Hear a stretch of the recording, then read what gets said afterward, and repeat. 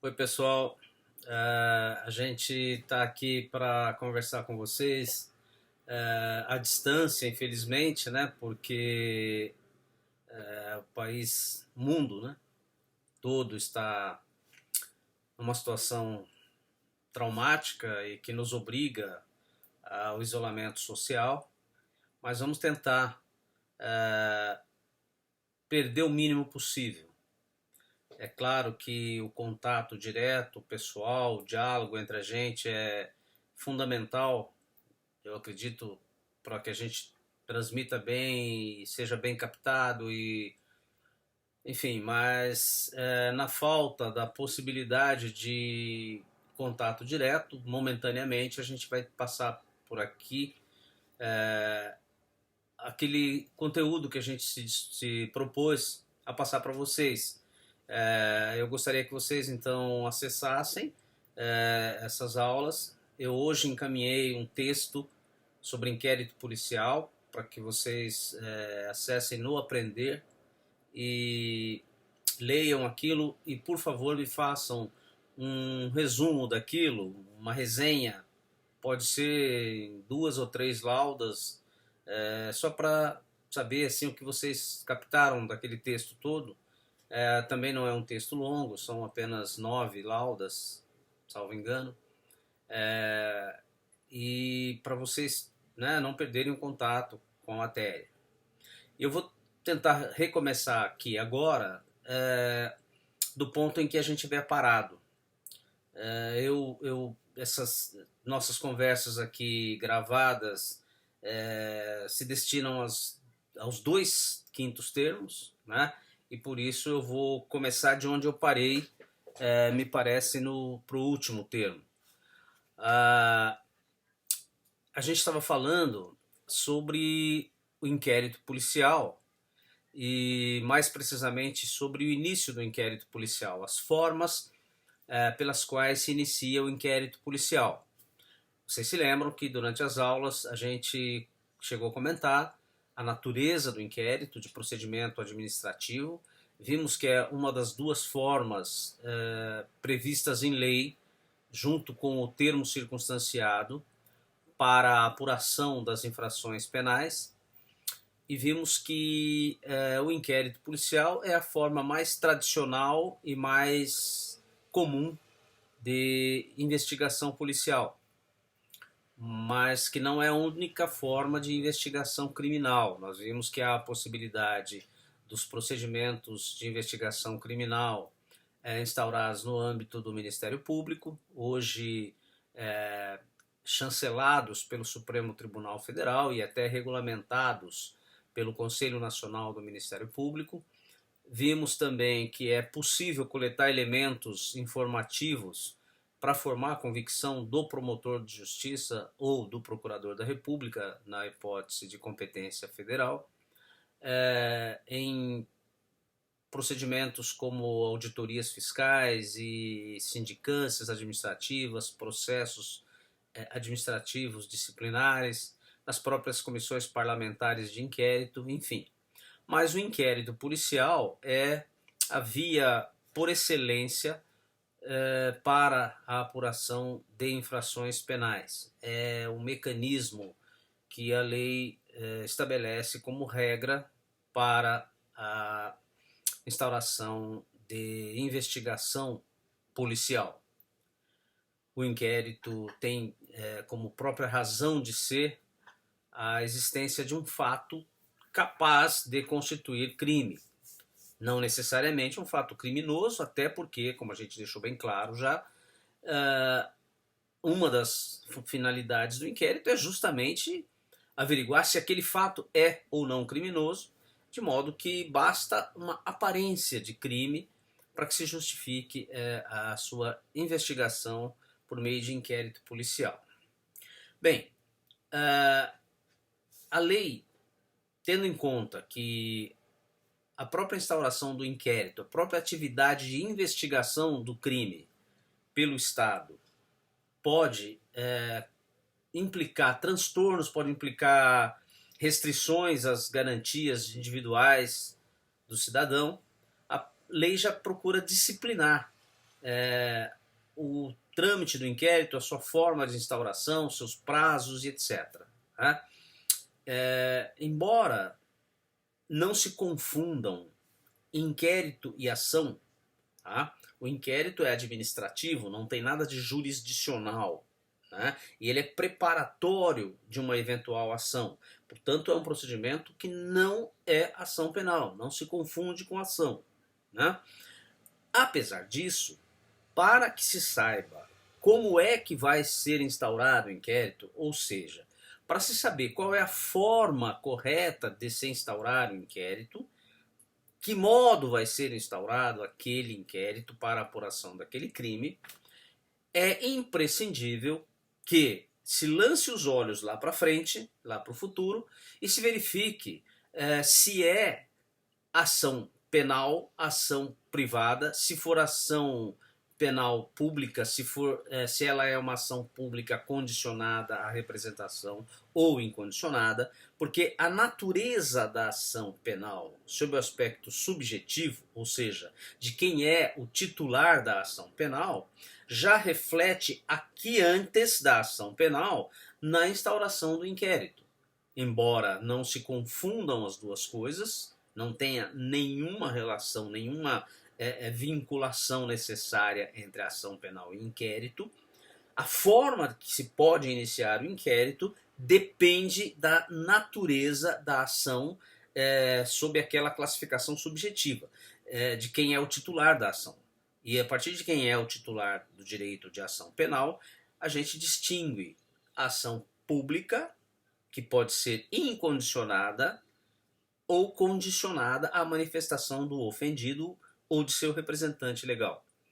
E pode ser de iniciativa privada, nas hipóteses em que a lei transfere ao próprio ofendido o direito de, em querendo, propor em juízo a ação penal. Esse assunto, evidentemente, a gente vai tratar oportunamente quando formos estudar especificamente a ação penal.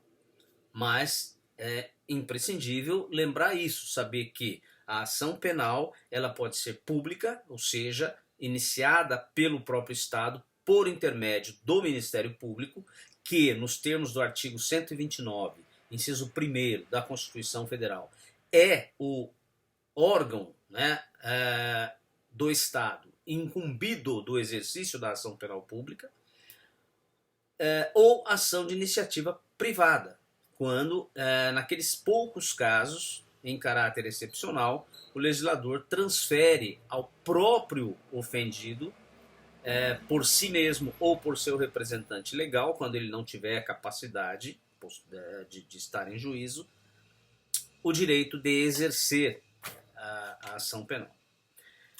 Bem, dito isto, nós podemos afirmar que o inquérito policial, quando a ação penal é pública incondicionada, ou seja, a ação penal futura será proposta pelo Ministério Público independente de qualquer estímulo externo, independente de qualquer provocação de quem quer que seja, até eventualmente contra a vontade da vítima do crime. Nesses casos, o inquérito policial inicia-se também assim, de ofício, independente de provocação de quem quer que seja, independente de qualquer requerimento ou representação de quem quer que seja. De ofício ou ex ofício significa justamente isso. É um ato de ofício da autoridade policial. Se o inquérito é incumbência da autoridade policial e se ela tem então esse ofício e o crime para iniciar a ação penal lá na frente não vai depender de manifestação da vítima, de manifestação de ninguém, é ato de ofício da autoridade policial, portanto, ato da rotina do trabalho dele, que ele deve fazer, instaurar o inquérito policial. Tá? Então, primeiro ele pode instaurar de ofício. Okay? Por exemplo, a vítima foi à delegacia, registrou um boletim de ocorrência, ou a vítima comentou na loja onde foi fazer compras que foi vítima de um crime na noite anterior, ainda que não tenha registrado a ocorrência na delegacia, não tenha comunicado à polícia esse fato. Vindo ao conhecimento da autoridade policial, ela pode, não só pode, como deve, porque é ato de ofício, instaurar um inquérito policial. Imaginemos, então, a hipótese em que uma pessoa muito abastada, uma pessoa muito rica, foi vítima de um roubo. Vocês sabem perfeitamente o que é um roubo, uma subtração violenta de coisa alheia móvel, um emprego de violência física ou psíquica à pessoa. A vítima muito abastada sofreu um roubo, mas não preocupada com o valor patrimonial que lhe foi subtraído e atemorizada, com medo de eventual burburinho a respeito do crime, ou às vezes com medo de represália do próprio autor do crime, enfim. A vítima não leva o fato ao conhecimento da polícia, mas comenta com amigos, comenta com vizinhos. E uma dessas pessoas que ouviu da vítima comunica o fato à polícia. E o fato chega, então, ao conhecimento da autoridade policial. A autoridade policial deve instaurar inquérito.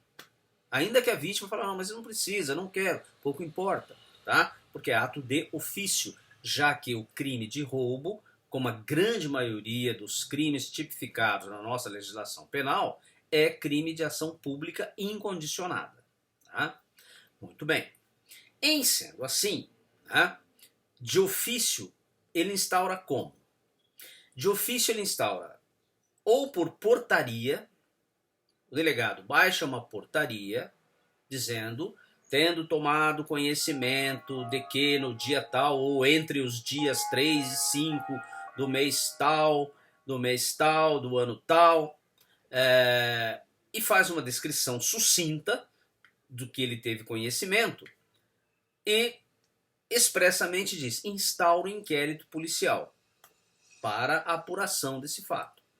Nessa portaria de inquérito, ele já pode, inclusive, determinar umas primeiras diligências. Por exemplo, espeça-se notificação à vítima e à testemunha fulano de tal para comparecimento.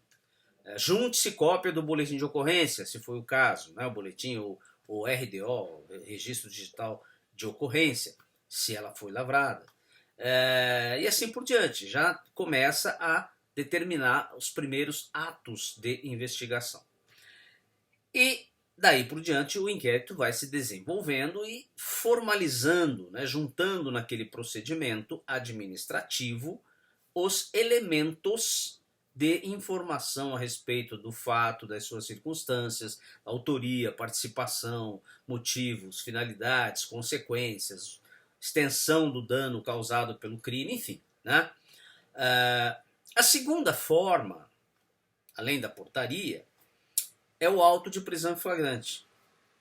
Pode acontecer de o sujeito que praticou a infração penal ser preso em situação de flagrante delito, que é uma daquelas situações previstas no artigo 302 e 303 do Código de Processo Penal, e das quais a gente vai falar mais detidamente daqui a pouco. Daqui a pouco a gente vai falar dessas hipóteses em que o sujeito estará em situação de flagrante, propiciando então a lavratura do auto de prisão em flagrante.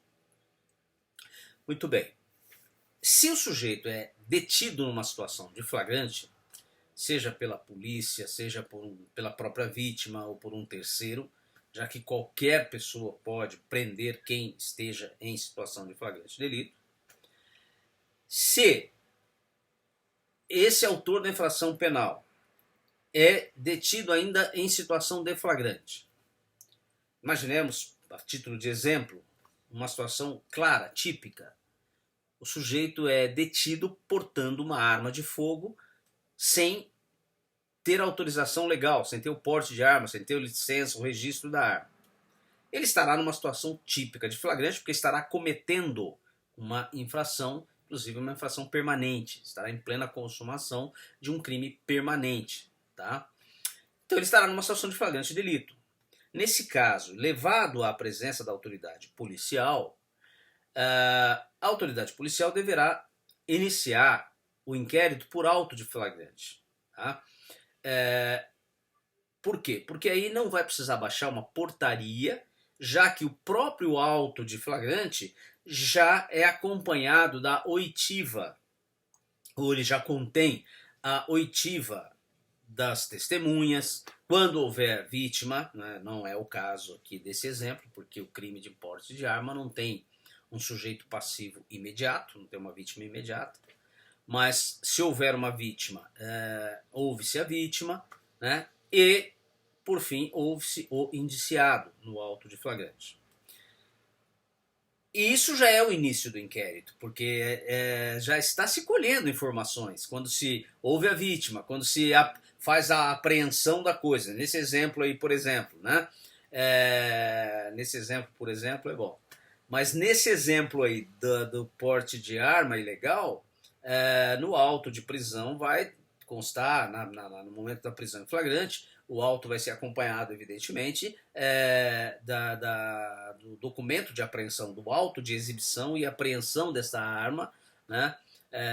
Vai se juntar lá testemunho da pessoa que apreendeu a arma, via de regra um policial militar, ou uma outra pessoa qualquer, um agente de segurança de um banco, de um shopping, qualquer pessoa pode prender em flagrante.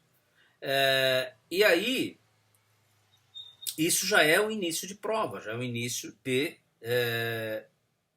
coleta de informações, já é o início do inquérito. Então não tem sentido baixar uma portaria, né, para iniciar algo que já está sendo iniciado no auto de flagrante. Então esta é a segunda forma, né, de se instaurar ex officio, ou seja, de ofício. Por que de ofício? Repito, porque não houve nenhuma provocação, não houve nenhum estímulo externo. O delegado tomou conhecimento daquilo, seja pela reclamação de alguém, seja pela notícia de alguém.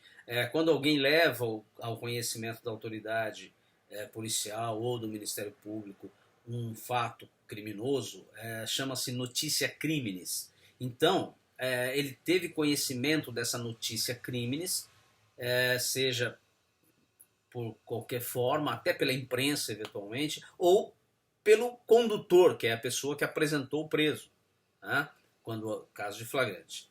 Nesses dois casos, veja bem, ele não precisa de estímulo, não precisa de requerimento, não precisa de solicitação de ninguém. Ele vai instaurar, ou por portaria, ou, na hipótese de flagrante delito, pelo auto de prisão em flagrante. Tá? Mas não é só. Também se pode instaurar o inquérito policial nos crimes de ação pública incondicionada por requerimento de alguém. Né? O delegado não precisa do requerimento da vítima para instaurar, porque é ato de ofício dele. Mas pode acontecer que o delegado não instaurou, até porque nem teve conhecimento, às vezes, do fato. E nada impede que a vítima, tá? O artigo 5º do Código de Processo Penal, ele estabelece lá que pode ser instaurado a requerimento da vítima, uma das hipóteses. Mas eu acrescento, não é só da vítima, a requerimento de qualquer pessoa. Por quê? Porque é crime de ação pública incondicionada. Então qualquer pessoa pode requerer que a autoridade policial cumpra o seu dever de instaurar o inquérito. Esse requerimento, né, a autoridade pode usá-lo para embasar a sua portaria, ou pode pura e simplesmente despachar no próprio requerimento. Instaure-se inquérito, tome-se tais providências iniciais. Perfeitamente possível também, né? Mas é sempre o ato aí da autoridade policial, ou baixando portaria, ou despachando no próprio requerimento da vítima ou de qualquer pessoa, porque é crime de ação pública incondicionada, e ele pode instaurar até mesmo sem esse requerimento. Uma outra hipótese, ainda no crime de ação pública incondicionada, é a instauração do inquérito por requisição do Ministério Público ou do juiz. Imaginemos que a pessoa não vá à polícia dar notícia daquele fato. Ou imaginemos que aquele fato veio à tona no transcorrer de um procedimento judicial, uma ação de alimentos que estava tramitando em juízo, e onde vem a notícia de uma conduta criminosa qualquer, uma coação no curso do processo. Imaginemos que o devedor de alimentos ameace uma testemunha que vá prestar depoimento. Tá? E aí, isso não chegou ainda ao conhecimento da polícia, mas já é de conhecimento do promotor ou é de conhecimento do juiz. E aí, o promotor ou o juiz, qualquer um deles, com igual atribuição, com igual capacidade, igual poder, pode requisitar à autoridade policial a instauração do inquérito. Por quê? Porque tomaram conhecimento de um crime cuja ação penal é pública, incondicionada, e não havendo ainda sido instaurado o inquérito, por ofício, expede-se um ofício, uma correspondência subscrita pelo promotor ou subscrita pelo juiz, requisitando a instauração do inquérito policial. Tá? E aí o delegado, então, cumprindo essa requisição, vai poder instaurar o inquérito. Veja bem, vocês devem ter percebido que eu falei há instantes em requerimento da vítima ou de qualquer pessoa. E falo agora em requisição do promotor ou do juiz. Seria a mesma coisa? Ou haveria distinção conceitual entre esses dois termos, requerimento e requisição? Não são a mesma coisa. O requerimento é uma solicitação, um pedido. Ao receber o requerimento, a primeira coisa que o delegado vai fazer, antes de instaurar o inquérito, é um juízo de valor a respeito daquele fato que é noticiado. Aquela notícia crimes trazida no requerimento relata um fato que o delegado vai verificar se pode ser criminoso. Por quê? Porque se trata de uma solicitação sujeita a deferimento ou indeferimento da autoridade policial. Se alguém vai lá, por exemplo, e faz um requerimento de instauração de inquérito ao delegado, pedindo-lhe que instaure o inquérito para apurar a conduta do fulano de tal que não pagou na data do vencimento uma nota promissória que tinha emitido a seu favor. A autoridade policial, muito provavelmente, não vai instaurar o inquérito, vai indeferir o requerimento. Por quê? Porque esse fato, a mera inadimplência, o mero não ter pago o título de crédito na data de vencimento, não configura ilícito penal. Não é função da autoridade policial, não é função da polícia averiguar se o credor pagou ou não pagou a nota promissória. Tá? A menos que haja aí, evidentemente, toda uma situação que configure um ardil fraudulento ou um artifício fraudulento, não há razão para instaurar inquérito policial. E aí a autoridade policial deve indeferir esse pedido da vítima, porque não deve instaurar o inquérito, porque seria até um abuso. Mas a requisição não. A requisição é ordem. Requisição tem natureza de mandamento. Ou seja, não cabe ao delegado, quando recebe a requisição do Ministério Público ou do juiz, fazer juízo de valor se deve ou não cumpri-la. Ele recebeu a requisição, em cumprimento a esta ordem, ele instaura o inquérito. Ah, então ele não pode nunca recusar? De regra, não. De regra, não, porque requisição é ordem. Mas ninguém está obrigado a cumprir ordem manifestamente ilegal. Nem dentro dos microsistemas extremamente organizados de forma hierárquica, né?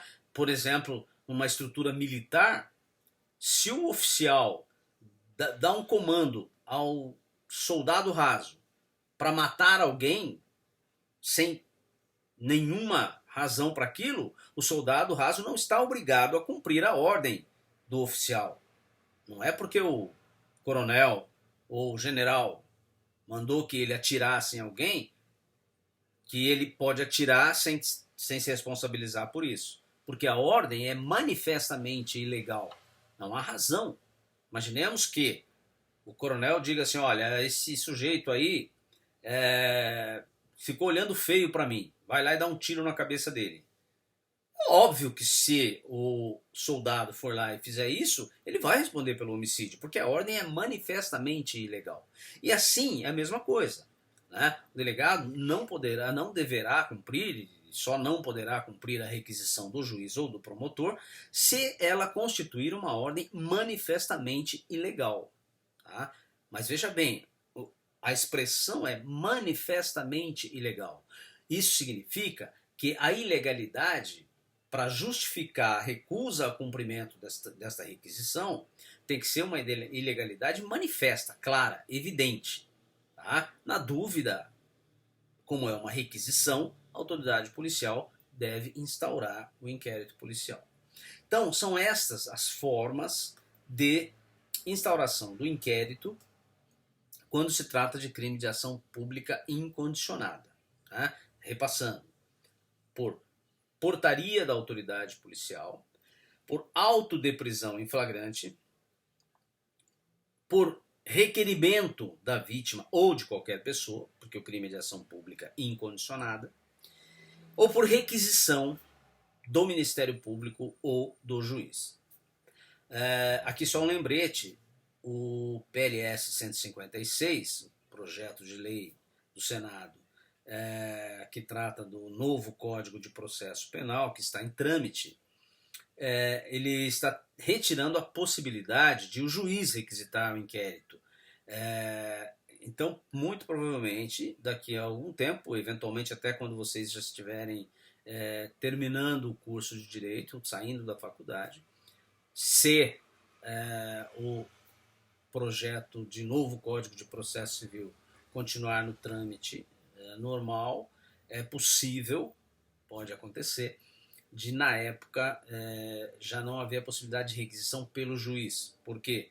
Porque o novo Código de Processo Penal, procurando ajustar a legislação infraconstitucional ao sistema acusatório adotado pela nossa Constituição, quer afastar o juiz de qualquer iniciativa prévia à instauração da ação penal, afastar o juiz de qualquer atividade que possa comprometer a sua imparcialidade e proíbe ao juiz, então, que se meta na fase de investigação, que proceda coleta de provas de ofício e assim por diante. E uma das atividades que o juiz tem hoje e que ele será impedido de fazer com o novo Código de Processo será o de requisitar inquérito policial. Bom, mas às vezes a ação penal pública é condicionada à representação. Quando ela é condicionada à representação, aí isso significa o quê? Por que condicionada à representação? A ação penal que vai ser exercida lá no futuro, se for pelo Ministério Público, ela depende de uma manifestação de vontade da vítima ou do seu representante legal, do representante legal da vítima. São hipóteses em que a lei mantém a titularidade da ação penal com o Ministério Público. A ação penal continua pública, porque quem pode exercê-la é o Ministério Público. Entretanto, a lei estabelece uma condição, um requisitinho a mais para que o promotor possa exercer a ação penal. O promotor continua sendo titular da ação, ou o procurador da República, quando a competência da Justiça Federal, continua sendo o titular do direito de ação. Mas ele não poderá exercê-la, ele não poderá propor a ação, ajuizar a ação, oferecer a denúncia, se não houver a representação da vítima, essa condição de procedibilidade. E, quando é assim, quando a ação penal vai depender dessa representação da vítima, o próprio inquérito policial, ou seja, a própria investigação prévia desse fato criminoso, também dependerá da manifestação do ofendido. Então, é imprescindível que, para a própria instauração do inquérito, haja a manifestação da vítima. É muito comum se falar em representação da vítima para a instauração do inquérito, e não está errado isso. Mas, a rigor, não precisa ser uma representação no sentido de que se representa contra alguém, se representa para que se responsabilize uma determinada pessoa. E o inquérito pode ser instaurado quando ainda não está bem identificada a autoria. E aí a gente cai na seguinte hipótese. Bom, não se sabe a autoria ainda e a vítima não representou. E a lei diz que o prazo para a representação se inicia com o conhecimento da autoria. Tanto a representação como o direito de queixa devem ser exercidos, de regra, no prazo de 6 meses, a contar do conhecimento da autoria. Mas e naqueles casos em que não se conhece ainda a autoria? Será que a autoridade policial poderia instaurar um inquérito de ofício, porque nem iniciou o prazo ainda para representar, para que a vítima se manifeste?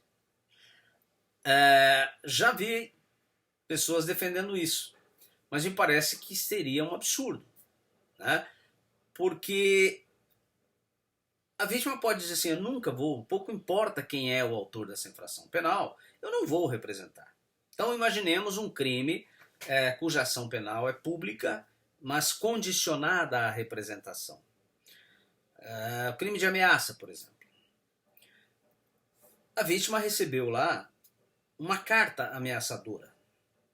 Alguém encaminhou, deixou um bilhete debaixo da sua porta dizendo, olha, eu vou acabar com a sua vida, eu vou te matar, detesto você e você pode ir comprando o seu caixão porque você vai morrer e não vai demorar muito.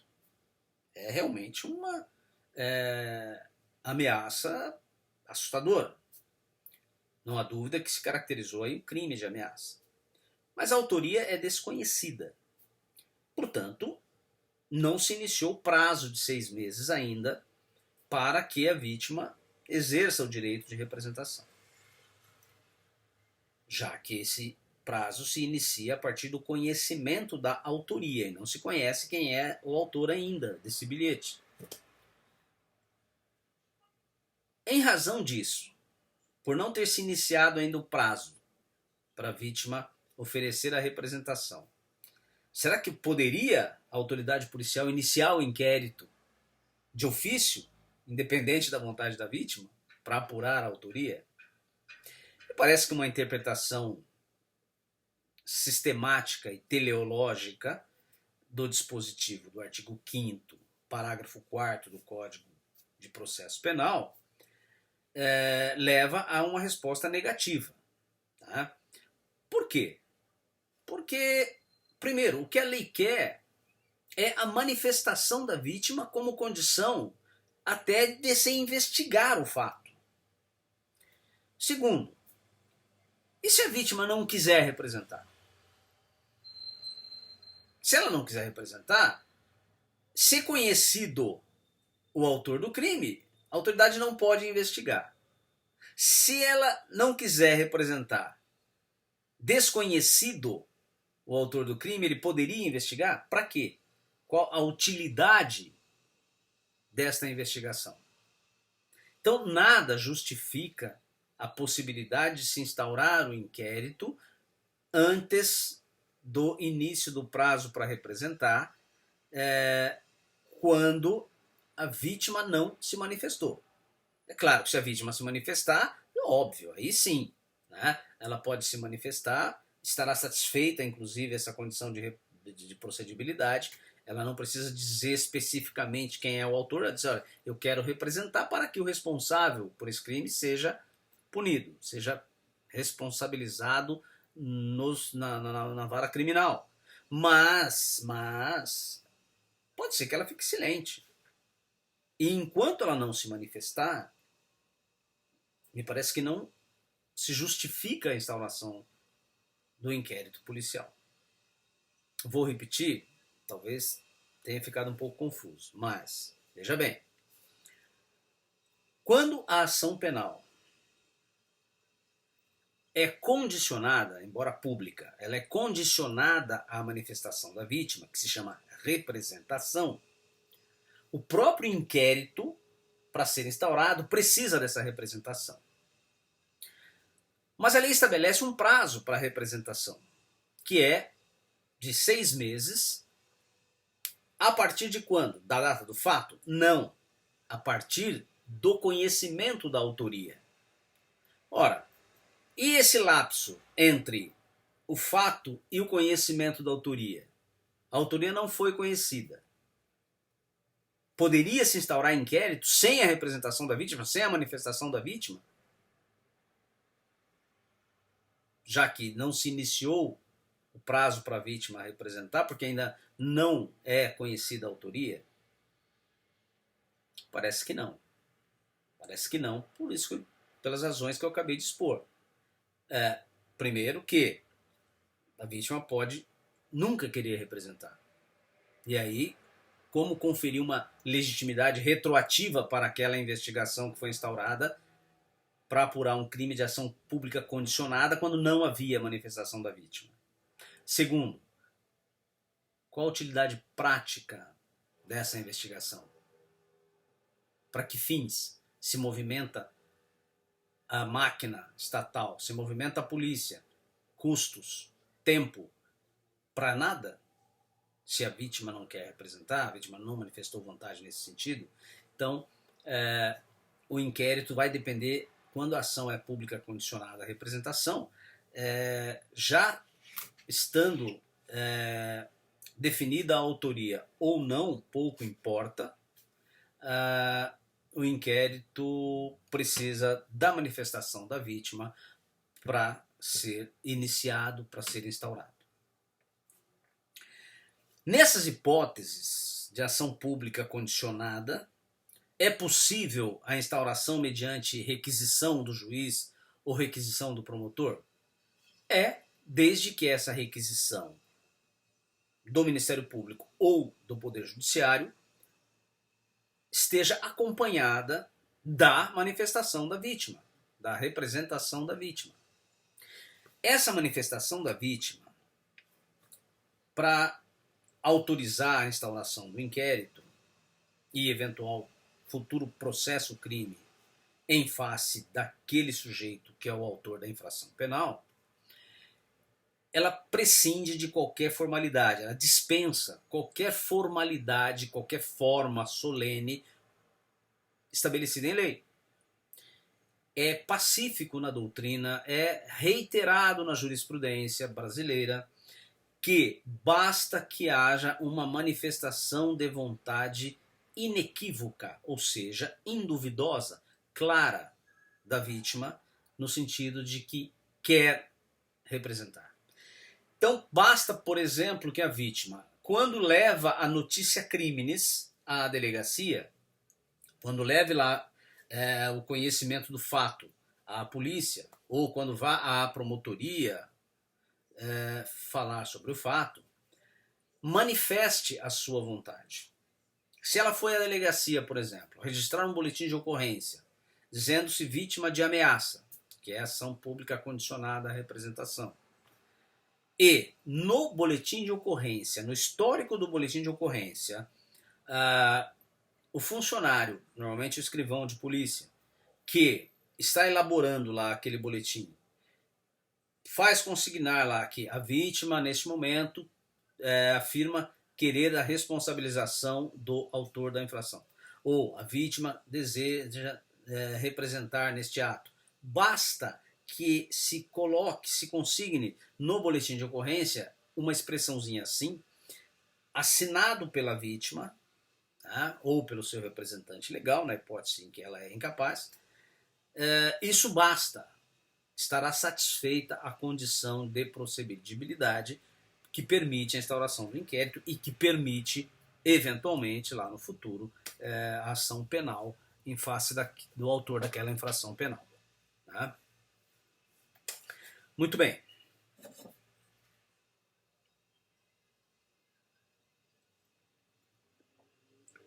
Parecendo o Jô Soares aqui, né? Tomando de canequinha. Muito bem. Às vezes, a ação penal já não é mais pública. Em alguns casos, a legislação transfere do Estado, excepcionando a regra geral de que a ação penal será movida pelo Ministério Público, e legitima a própria vítima, o próprio ofendido, ou, na hipótese de ela ser incapaz ou de ser uma pessoa jurídica, legitima o seu representante legal para exercer o direito de ação penal. Nessas hipóteses, o titular da ação penal, titular do direito de ir ao Poder Judiciário exigir a prestação da tutela jurisdicional, já não será o Ministério Público, será o próprio ofendido. São hipóteses em que, por razões de política criminal, ou porque o bem jurídico ofendido pelo crime interessa precipuamente, preponderantemente, à vítima e não à coletividade, a legislação deixa a critério do próprio ofendido e, de acordo com a vontade e a conveniência dele, propor ou não a ação penal, e se ele o fizer, ele terá então que ajuizar queixa-crime em juízo para iniciar a ação penal. Tá? Nesses casos em que a ação penal a ser proposta, se for proposta, será de iniciativa privada, o próprio inquérito policial também não pode ser instaurado de ofício pela polícia. Seria um contrassenso. Tá? Se a própria ação penal, para ser instaurada, vai precisar que o ofendido, através de um advogado, peticione em juízo, ofereça queixa-crime em juízo, seria um contrassenso deixar que o Estado investigasse de ofício aquele fato.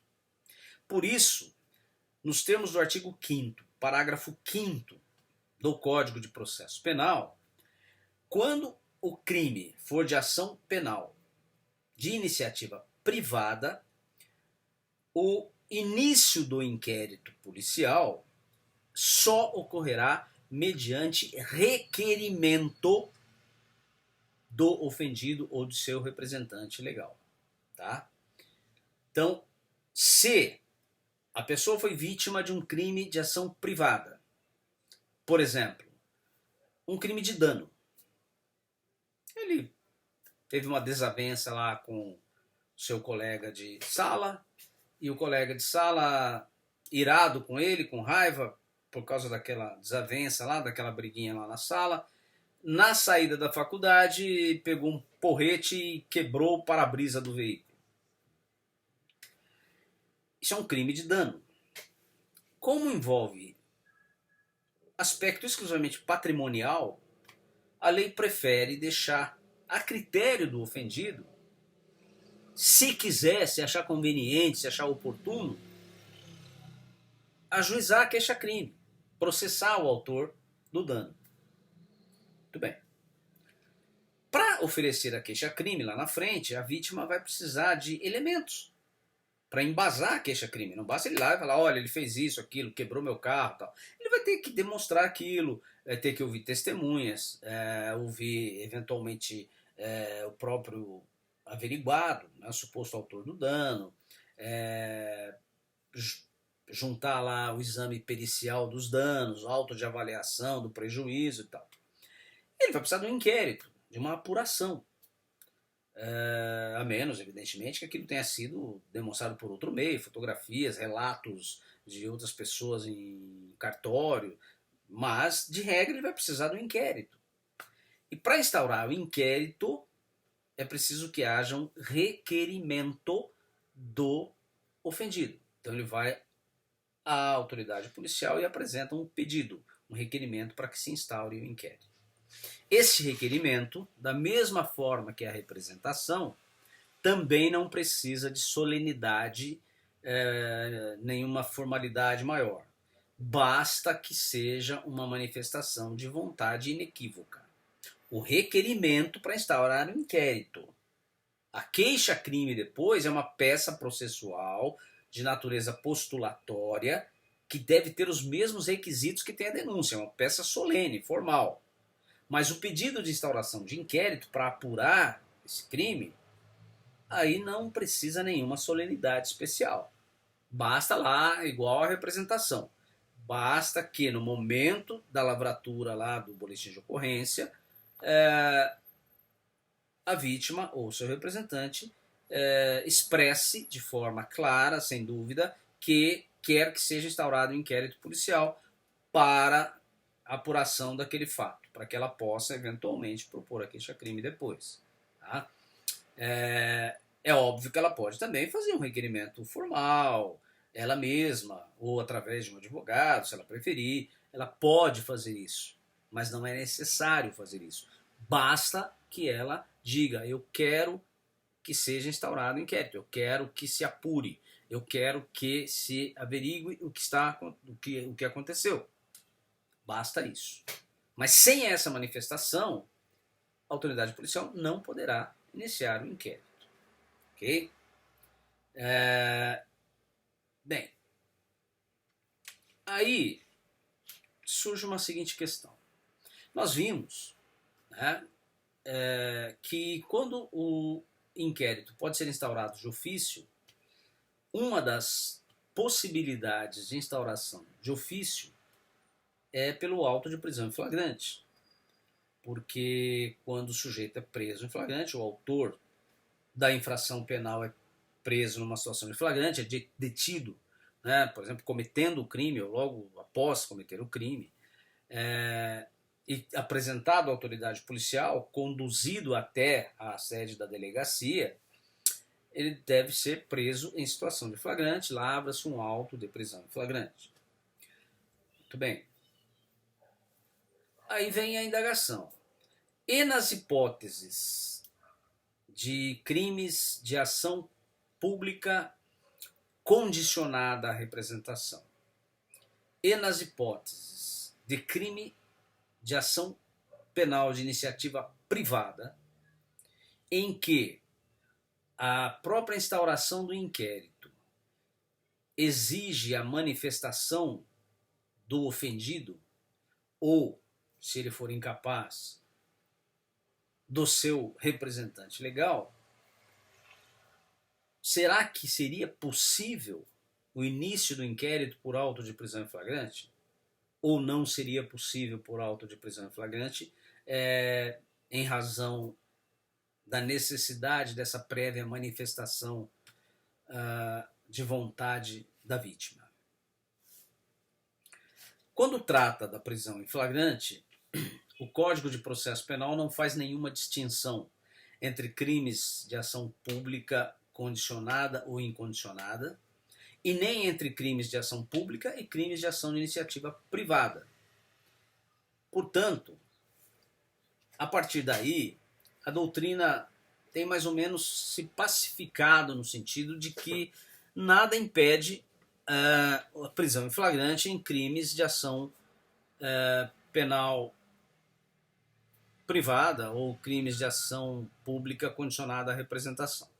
A princípio, não há nenhum óbice. Vai ser muito difícil acontecer porque normalmente esses crimes são crimes de menor potencial ofensivo. E as infrações de menor potencial ofensivo, como a gente vai ver oportunamente, elas são apuradas em termo circunstanciado e nesses casos não se justifica, de regra, mas pode acontecer, a prisão em flagrante.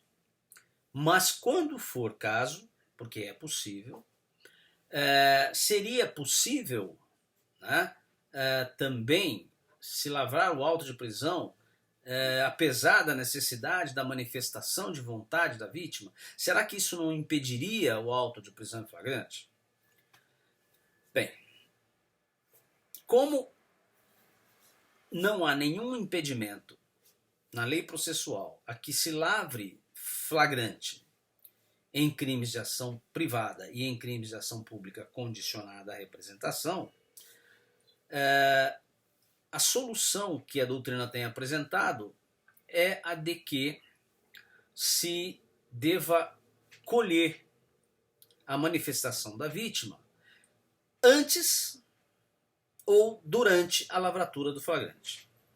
Então, alguns autores dizem que a autoridade policial deve colher a manifestação da vítima, a representação ou o requerimento, se for ação pública condicionada, o crime, ou ação privada, o crime, respectivamente, para então iniciar a lavratura do flagrante.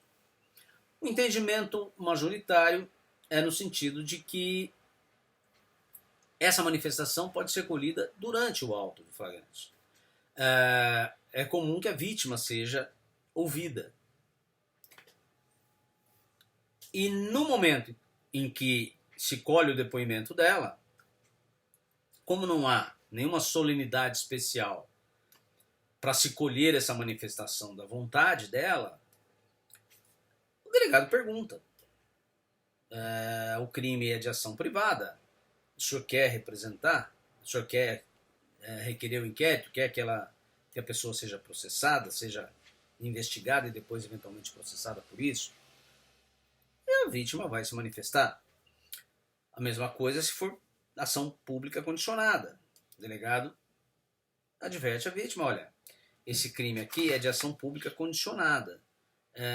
Para que o promotor possa propor a ação penal lá na frente, precisa da sua manifestação. Para que eu instaure inquérito aqui, eu preciso da sua manifestação. Você quer que ele seja investigado para fins de responsabilização posterior? Se a vítima disser sim, eu quero, lavra-se o flagrante normalmente, como no caso de crime de ação pública incondicionada. Mas se a vítima disser não, eu não quero representar, ou eu não quero que se instaure inquérito para apurar esse crime, não há legitimidade para lavratura do flagrante, porque nem há legitimidade para a instauração do próprio inquérito policial. Essa prisão, então, se demonstraria abusiva. Essa prisão, então, teria que ser relaxada, porque ela é uma prisão sem título legítimo. E, portanto, não seria possível. O delegado nem pode instaurar um inquérito. Aí vem uma discussão a respeito de se ele deve lavrar o auto para fins de documentação e enviar, ou se não, se nem lavra o auto. Me parece que ele deve lavrar um auto, até porque como é que vai documentar isso que aconteceu? Como é que ele vai documentar que a vítima disse que não queria representar, ou a vítima não queria que fosse instaurado o inquérito? Como é que ele vai fazer isso? No próprio auto. Então ele deve ouvir a vítima e encerra por ali, põe em liberdade o preso, explicando por quê, junta aquela declaração da vítima e encaminha aquilo ao Ministério Público, como faz normalmente quando lavra o auto de flagrante. Bom, sobre as formas de iniciar o inquérito, que a gente tinha a dizer era isso. Eu recomendo a vocês que deem uma lida para complementar isso em qualquer daqueles livros que a gente comentou na sala, ou seja, aquele gama ampla de autores que eu dei para vocês. Não quero fazer marketing de nenhum deles, merchandising de nenhum deles. Vocês têm lá uma gama enorme, né? Falei lá quase 15 autores para vocês escolherem quem vocês quiserem, além, evidentemente, daqueles que estão lá no portal. E vocês fiquem à vontade, mas deem uma lida para complementar essas informações a respeito do inquérito policial, do início do inquérito policial. Eu vou limitar essa conversa em mais ou menos 60 minutos, em uma hora, que foi o que eu projetei, para que não fique muito maçante, muito enfadonho, né? Porque a aula tem mais tempo do que isso, mas evidentemente ela é mais dinâmica, há perguntas, há intervenções de vocês, dos alunos, e aí fica mais palatável, fica mais fácil de digerir. Um vídeo de uma hora, considerando que isso aqui não é nenhum filme de suspense, nem de aventura, né? Embora possa ser um drama no dia da prova, mas não é nenhum suspense, nenhuma aventura. Então fica muito difícil, fica muito maçante, né, para ficar vendo isso aqui mais de uma hora. Então eu limitei a uma hora esse vídeo, e o próximo a gente vai falar mais especificamente de uma das formas de iniciar o inquérito, que é o auto de prisão em flagrante. E por que eu vou falar disso? Porque é uma das formas pelas quais se inicia o inquérito policial, e é uma forma extremamente importante, porque envolve restrição da liberdade individual, e aí a gente precisa ter um conhecimento um pouquinho melhor. Embora vocês vão aprender isso de forma mais aprofundada quando forem estudar o Instituto da Prisão Processual, né? A prisão em flagrante, a prisão temporária, a prisão preventiva, e aí, evidentemente, vocês vão estudar de forma mais aprofundada. Mas a gente precisa falar do flagrante, porque é uma das formas importantes de início do inquérito policial. E a gente fala disso no próximo vídeo que eu vou gravar para vocês. Vou tentar enviar esse vídeo para vocês pelo Aprender ou por um outro caminho qualquer, para que vocês tenham acesso o mais rápido possível e a gente possa, nesse período aí que infelizmente, né, estamos passando, a gente possa ter um menor prejuízo possível para o nosso processo de comunicação. Um abraço para vocês, até o próximo vídeo. Não se esqueçam de lavar bem as mãos, de usar álcool gel sempre que possível, de não ficar fazendo contatos desnecessários nas ruas, de não sair à rua sem necessidade. Aproveitem esse tempo em casa para estudar um pouco mais, até para facilitar a passagem do tempo, né? Porque se você fica fazendo nada é pior. Então aproveite para estudar, enriquecer o teu conhecimento, tá? Um grande abraço, saudades de vocês.